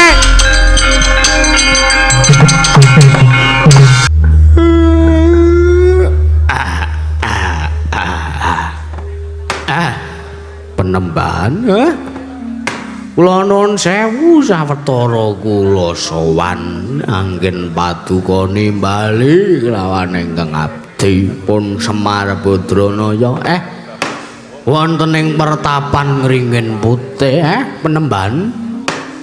Penemban Madu Branta kula nyadhung dawuh Penembahan dene menapa ingkang dados wigatosipun dene paduka ngawe ingkang abdipun Semar sak anak-anak kula. Penemban Madu Branta damel kaget sotaning kalih. Rikala semana kula nedeng alampah gara-gara wonten ing Ngararamba lha kok paduka nimbali dhumateng kula lumantar calling WhatsApp. Kula cemadung dawuh Penemban kula cemadung dawuh. Rikala semanten kula nembe nenggani bojo kula umbah-umbah. Lah kok panjenengan nimbali kalian kula kalih bapak kalih Gareng kalih Bagong. Penemban Madu Lanceng. Madu Branta. Tak kira Pak Sugeng. Madu Lanceng. Penemban Madu Branta wonten ing Ngringin Putih. Kaget menika nembe jam kalih kok panjenengan nimbali menika napa mengke ajeng ujian Mas Nomo Sidam Sekaring bawana langgeng Kakang Semar Badranaya kula Penemban aja kaget marmane sira ingsun dangu ndak dangu ning pertapan Ngringin Putih iki sayekti. Aku mung bakal nggayuh kanugrahaning dewa sing bakal ditumedhakake. Merga kanugrahaning dewa iki wujuding wahyu kanalendran ateges yen to Begawan Madu Branta nggayuh wujuding kanugrahan iki mau mesti wae bakal pinardawa umurku. Lan besok turasing Begawan Madu Branta bakal nerusake turasing Nalendra saka tedhak turune Begawan Madu Branta. Lan aku suwe nggagangake mergo kepengin kanugrahan iki mau. Kanugrahan iki ora liya ya kuwi wahyu cakraning ngret. Mula aku njaluk pamrayogane Kakang Semar Badranaya supaya ning nggonku bakal nggayuh wahyu cakrane ngaret iki mengko bisa semulur lan jujur anggonku nggayuh wujuding kanugrahan iki Kakang Semar. Mareka den prayitna samure reseka balik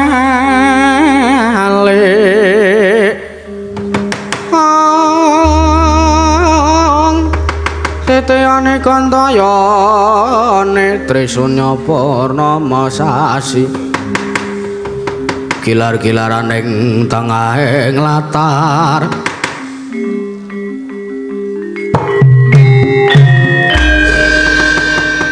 Semar kita nama menggongan iku tak nung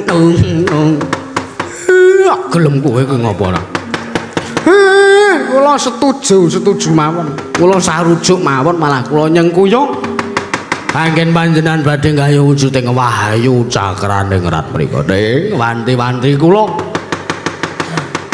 panjenengan menika menawi badhe nggayuh wujuding kanugrahan menika kedah resik bersih lahir lan batin panjenengan sebab senajan to panjenengan menika derajatipun jejering brahmana sing jeneng menungsa menika mesti kedurungan ina lali salapes lan mati mila kula atur ingkang prayitna ngatos-atos samangke panjenengan kedah sesuci diri jiwa raga lan batin panjenengan sebab wahyu menika nek sing dinjingi panas dheweke ora betah mboten bakal betah mila kula aturi waspada kula sagete ming jurung pamuji lan nderek nyengkuyung lan menawi sampun pikantuk mengke kula badhe mayu bagya anggen paduka gagangake kepengin gayuh wujuding wahyu cakraning rat mriku. Marare mangus momyo kambrang.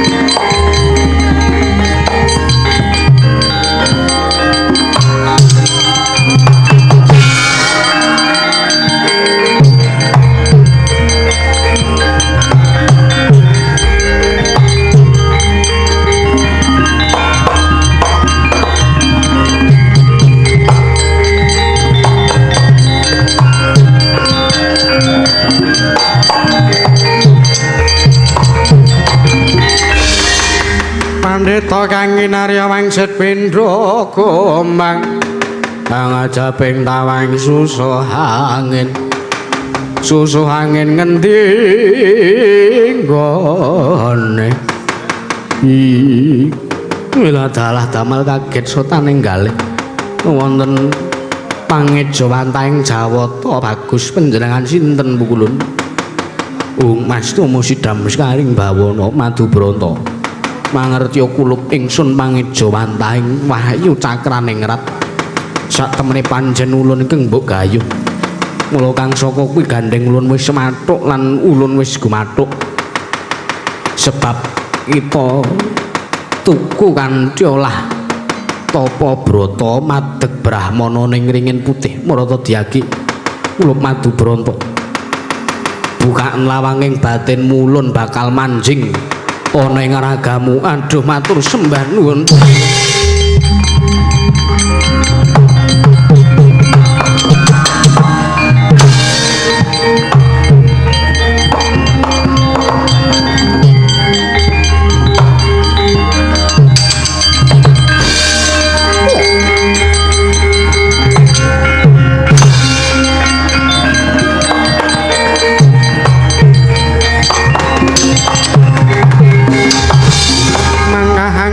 sasumbar mawalindhu bumi gonjeng malodho guntur gatok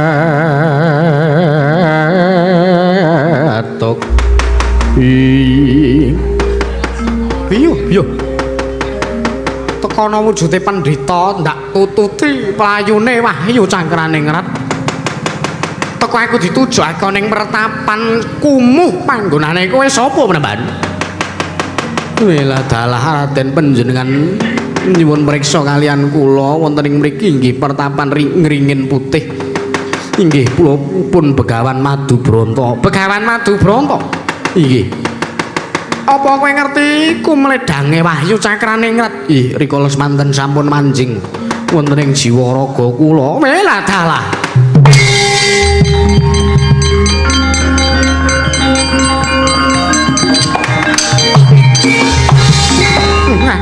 Ayo Wahyu Cakraning Rat tak jaluk supaya ini manjing ana ing ragaku manjing ana ing anggaku nuwun sewu Raden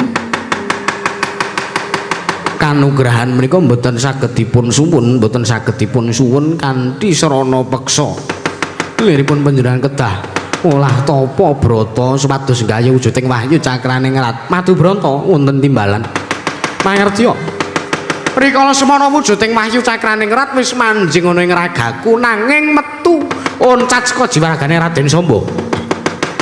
Mbok bilih kanugrahan pangejawantan Cakraning Rat menika kula wau sumuk ngemong dhateng jiwa raga paduka. Walah dalah. Urap-urapan suaramu kowe ngina karo Raden Samba. Aku ki putra Ndrawati kowe ora ngerti kondangku. Inggih, kula mangertos Raden Samba. Nanging sak mangke kula aturi emut Prawadasena. Kanugrahan menika mboten saged dipun suwun kanthi sarana peksa. Ah, rudha paripeksa emang.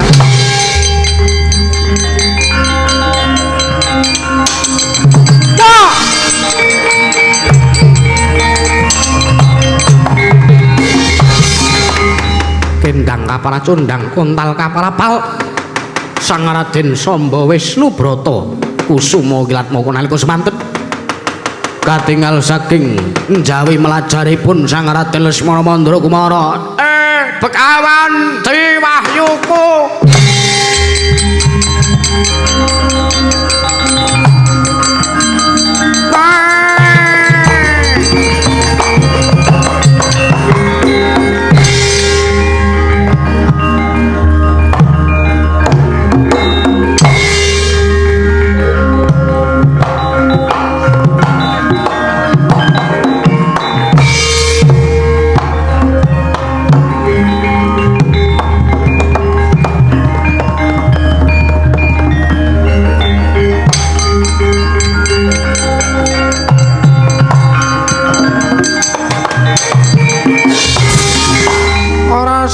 guyu kowe aku wis emosi Raden Lesmana Mandra Kumara nggih turene ayo Nek jalo wujuding wahyu cakrane ngarat mboten saged Raden. Kanugrahan menika mboten saged dipun suwun nganti serana peksa. Awi samangke kula aturi kundur negaring Astina. Benjang menawi wonten Jawata badhe matedaken kanugrahan panjenengan kula aturi nggayuh. Ora iso cakrane ngarat harus jadi milikku. Kene tak peke wis lair manjeneng ragaku. Menawi paduka mboten kersawi, kula aturi ngruda paripeksa. Ruda paripeksa kowe kepala.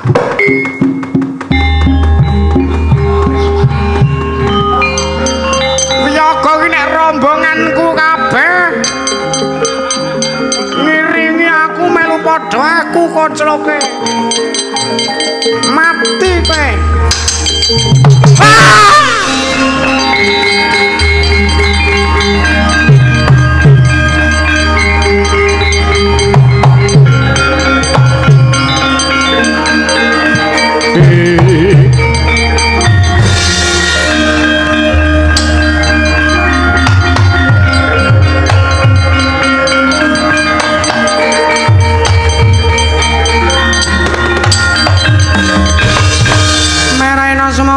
Yang harono kate netrane uga rapuh saptane ngugila rengane kara sagetar kene tungane ngong lirwu sing bini panca nah to patu becok diselikur dina iki pendhita sing wis njaluk wujud ing ayu kacan. Wah iki cakrane ngrat kula aturi sareh pikulun. Ora iso sareh. Ndi kene? Lah kok kowe teko wani ngrebut hake putuku. Lesmana Mandra Kumara ora iso kowe mbelak ruda paripeksa lho matu kura. Oh.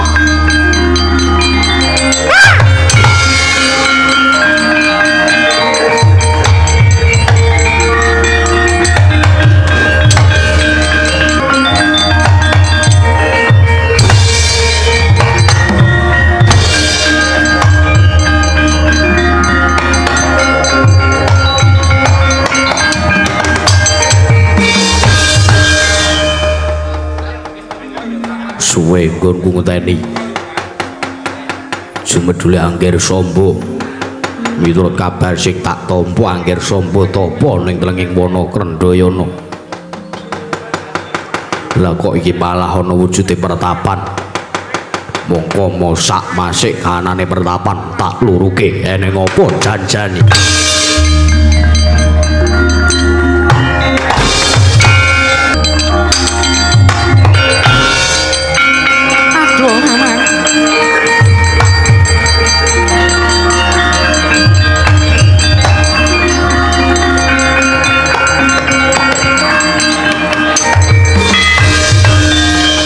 Nata laruta saking Gudha sakara kula Yana Tusa Sang Sri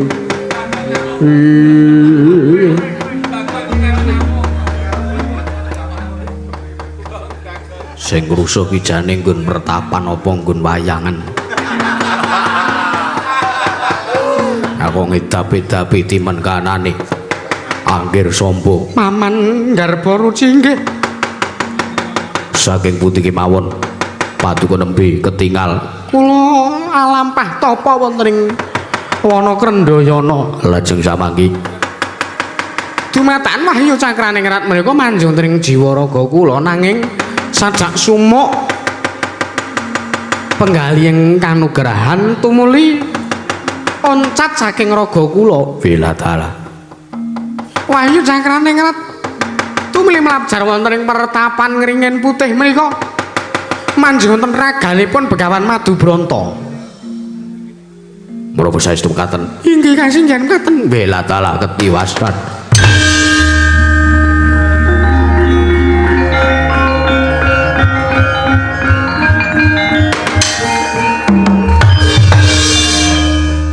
Nggih menawi ngaten kula nderek bela sungkawa. Awit paduka sampun kecalan kanugrahan. Panjenengan menika guneman menapa? Hawi. kula dherekaken manunggal Utunggari Drupadi ingkang Rama Kanjeng Koko Prabu Sri Bathara Kresna mados silakan panjenengan. Awi kula dherekaken.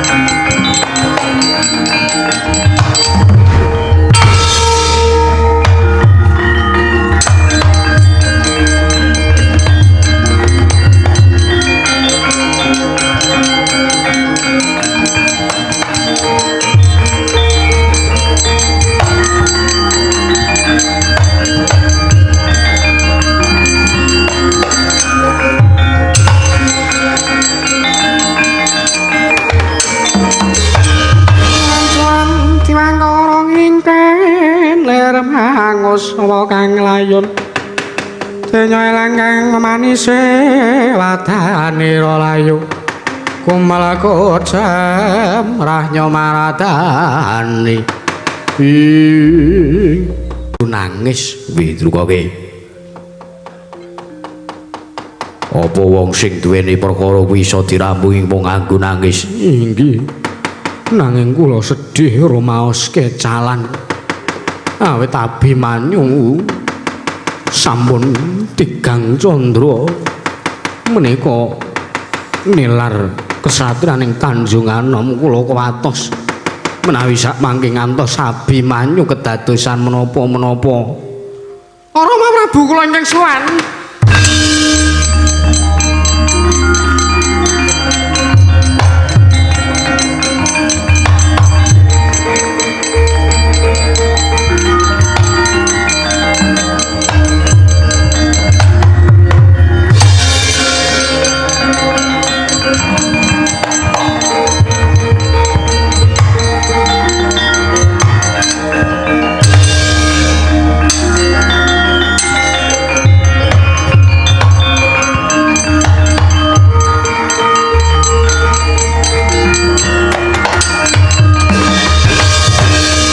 Larata saking kutha sakura kula Yanamutusa Sang Sri oh Setyaki kowe ora edan lho kowe mboten Koko Prabu ora pangling iki anakku Samba inggih menyang ngendi wae kowe tak goleki kok Tulung Candra ora ana. Aduh Koko Prabu, kula estu kecalan kaliyan Abimanyu jlamprong rengose. Wah, iki dirembug. Aja mung waton. Gawe perkara dhewe. Banjur aja nguring-nguring karo Werkudara. Sing nguring-nguring kowe iki aturna sapa to? Ket mau kok kowe iki sing mbok rembug kok seje karo sing tak ngomongke karo Arjuna iki ngrembug apa? Wah, ndi rotine ketokno. Roti apa padake ora? Ah, senengane ora. Kakang Mas Werkudara tasih kemutan kalian ingkang kula wingi Setyaki menenga. Wah, iki mung skenarioku. Ha iki Kakang Mas menenga. Kula lampah tapa wonten ing wana Krendayana nalika semanten kula badhe gayuh juting anugrah ingkang winastan wahyu cakraning rat. Nanging kula semanten rikala semanten kula sampun kasil pikantuk wujuding anugrahan menika tumuli oncat saking raga kula. Wujuding wahyu cakraning rat manunggal wonten jiwa raganing Sang Begawan Madubranta Rama Prabu. Lah dalah.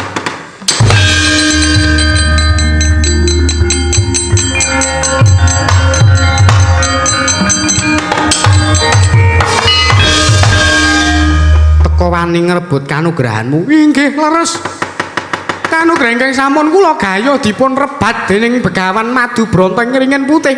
Lah tak pethukne Madubranta.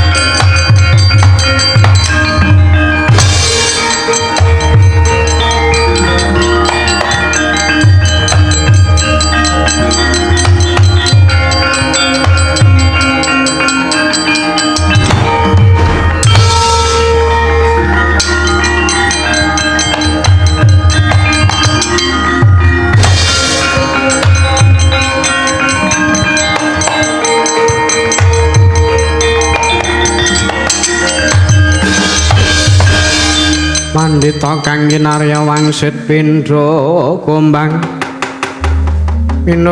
ngacaping tawang Wiladala wonten Nalendra Cemani kalian satriya gagah pideksa kalian satriya ingkang bagus sinuwun panjenengan sinten kowe ora ngerti karo aku mboten cetha lehmu dadi pendhita rong suwe lho teka Paduka Guneman kados mekaten kosek to wah edan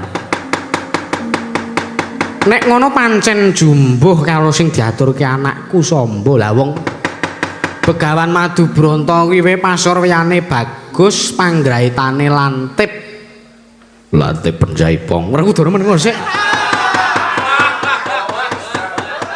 ora guyon wegah aku iya wah meneng iya slidreng kakangku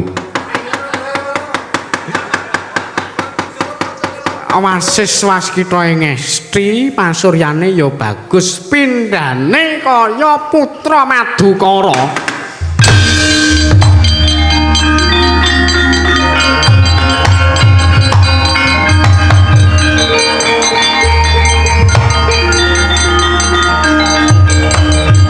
anak unggal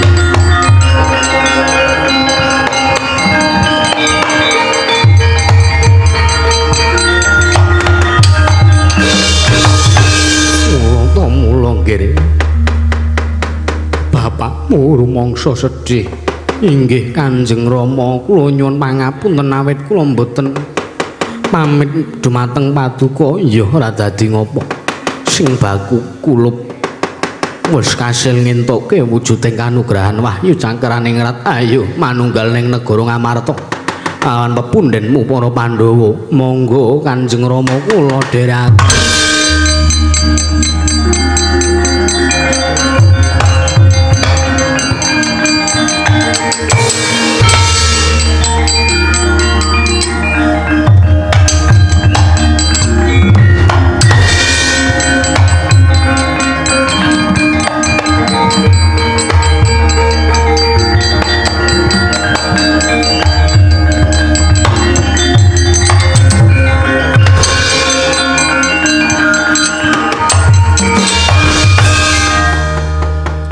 Rama Prabu kepiye nggih wonten pundi dunungipun Begawan Madu Branta wis merga kae mau sejatine kadangmu Abimanyu ing Tanjung Anom mula aja goreh penggalihmu ben kodrating jagat kodrating Gusti sing nampa wujuding kanugrahan winastan wahyu cakraning rat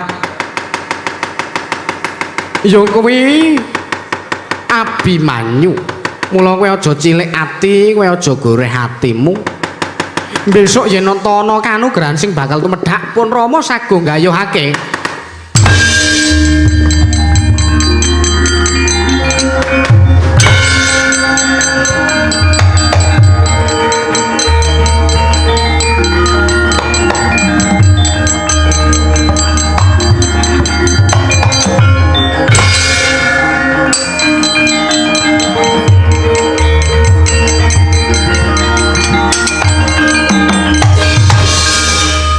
Prabu Setyaki piye ketingal anggir Samba duka nesu mbok ya ben saking dene wis oleh kanugrahan kok dadak sesongaran lha iki mongko wahyu mriku mboten betah nek diagem sesongaran ngoten mriku kok nggih leres ngaten lha iya lajeng benjang punapa anggir Samba badhe kantuk kanugrahan Setyaki wonten dawuh besok bakal ana lakone Samba entuk kanugrahan besok ana ing lakon Samba Ratu menapa iki badhe dipun lakonaken dalu punika ora kowe iki gendeng apa kepiye sewengi kok nglakokke lakon loro kula sagah ndalangi wah ya ora apa-apa kula menika sinaosa wonten ing mriki menika dapukan kula Wiraswara nanging menawi kula dipun dawuhi nglampahaken lakon wayangan awan kula nggih sagah wis sakarepmu ora celemungan ayo bali Ndorowati monggo kula dhehaken